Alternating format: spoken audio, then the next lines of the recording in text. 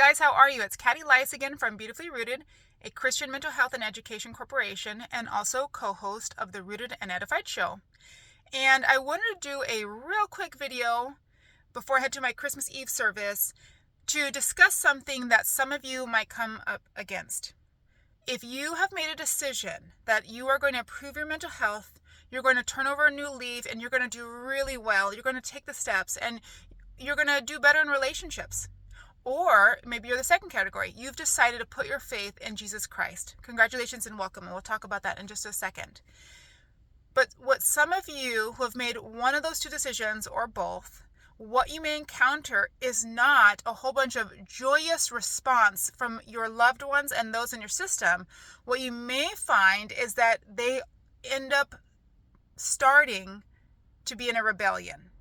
And you may find out that they act kind of funky and kind of weird, and they throw kind of adult tantrums, and almost like they're not joyous for you and the new decision that you made, that they're not recognizing it, that almost like they're trying to pull you back. And so I want to give you a heads up as you walk into your family that if you're one of those two categories or both, where you have decided, I am going to take the steps and I'm going to think right and I'm going to make good choices and I'm going to improve relationships, or I've received Christ and I can't wait to tell everybody. If you find yourself in that category and you find out that the people in your system are not responding very well, I want to explain to you a little bit of why. When we decide to make healthier choices, when we decide to get our mental health in check, or we decide to follow Jesus, what ends up happening is that the system that we were in before we decided to make those good choices, maybe it wasn't a great system, but it worked. It functioned. Maybe it didn't work well, but it functioned. And the people in our system were used to that. Now, you made a decision to get healthier, but your other person did not. They didn't decide that this is the moment that I'm going to make healthier choices for myself. You decided to become healthier and better and in your thinking and in your mental health, and you've made a decision or you've made a decision to follow Christ, but your loved one did not, and they weren't ready for it. So they didn't choose it. That doesn't mean you made the wrong choice. It means that they weren't ready for it. They didn't decide on it and they weren't ready. And so they start acting out. Also, when you start getting healthier, people's own behaviors and thought processes and poor decisions and unhealthy ways gets reflected back to them. It's not because you're necessarily trying to provide that judgment, or you're trying to be this mirror to them, or you're trying to change them. It's just the fact that you're getting better makes them look at themselves, and where they had validation before in what they were doing, they no longer have that, and they have to question some things about themselves. They may do some really weird things, like they may accuse you of judging them. Maybe they may say mean things. They may really tear you down. And the reason is not even so personal. It's not even usually about you, actually. It has way more to do with them. They weren't ready. They didn't decide it. And now they're forced to make a decision. They're forced to either get better themselves, which is what usually happens eventually, or they have to find somebody else to get that validation from, or some other way to create their system so that way they feel okay about themselves as much as they can.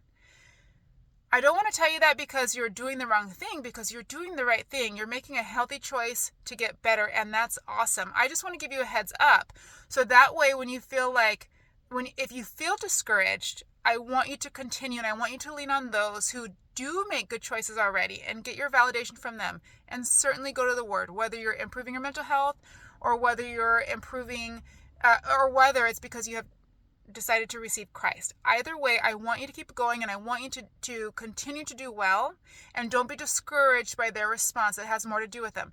Think about it like this. Even though it wasn't healthy, the way that you guys operated worked. And so now you have stepped out of that system, and their symptoms usually, when you get healthier or when you make a good choice, their symptoms usually go up. And the purpose of that is to try to get you to come back down to where you were, because it used to work. And so if they just apply more pressure through the symptoms and through their acting out, they have a chance that you're going to recede and things are going to go back to the way they were. So what you'll see is when somebody starts in counseling, oh my goodness, do other people's symptoms go up? But eventually, I call it kind of like a popcorn effect. One person gets better, and then those symptoms eventually come down from that other person. So when that does, they start making choices to get better. And you just see a popcorn effect of people starting to go into counseling and getting better. And hopefully the same is true for when you believe in Christ. So they're not even usually aware that that is what they're doing, but a lot of times that is what they're doing. So you need to focus on making good choices and why you're doing what you're doing. You got to deal with that guilt that comes up that they might apply to you, but also maybe you have this difficulty with dealing with guilt on the inside too, because that's what kept you where you are. You're going to have to deal with that, and you're going to have to submit that to God, and you're going to have to pray over these people in your systems. So when you meet with your family through this holiday season, or at any time when you meet with your family or loved ones and you notice a negative response, I want you to remind yourself you're not doing the wrong thing. They're having trouble adjusting to the change that you made because they didn't choose to make that. The logical response to someone making a healthier choice is to be joyous for them, to be happy for that, because that's a good thing. Even an atheist recognizes that receiving Christ probably gives you the fruit of the Spirit. Even if they don't understand what the fruit of the Spirit is or where it comes from, they understand that a Christian worldview is good for the world.